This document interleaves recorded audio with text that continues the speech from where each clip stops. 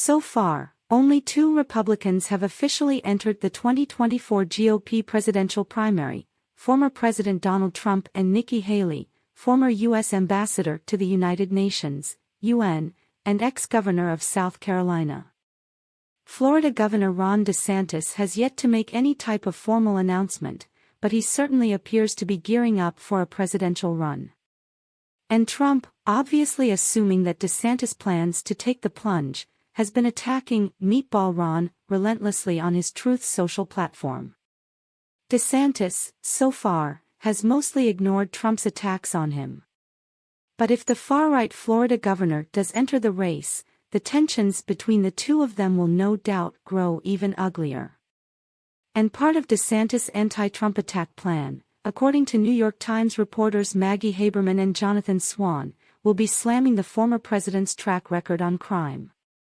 In an article published on March 30, Haberman and Swan explain, Governor Ron DeSantis of Florida has spent months shoring up a tough-on-crime image as he weighs a run for the White House, calling for stronger penalties against drug traffickers and using $5,000 bonuses to bolster law enforcement recruitment to his state. Now, Mr. DeSantis and his allies plan to use that image to draw a contrast with the Republican frontrunner in the 2024 race, former President Donald J. Trump. According to Times sources, DeSantis and his allies plan to slam Trump for signing the First Step Act of 2018 into law. The First Step Act, Haberman and Swan note, reduced the sentences for thousands of prisoners.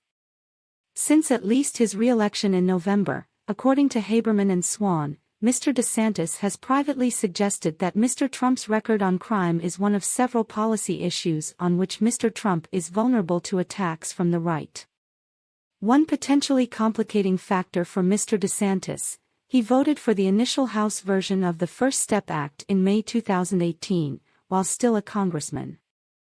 How well DeSantis would perform against Trump in the 2024 GOP presidential primary is something that conservatives have been debating. And there are a variety of right-wing views on the subject. For example, firebrand author Ann Coulter, a DeSantis cheerleader, believes that Trump is greatly diminished in the Republican Party. But the Lincoln Project's Rick Wilson, a former GOP strategist and never-Trump conservative based in North Florida, has a totally different viewpoint and has predicted that Trump will flatten DeSantis in the primary when push comes to shove.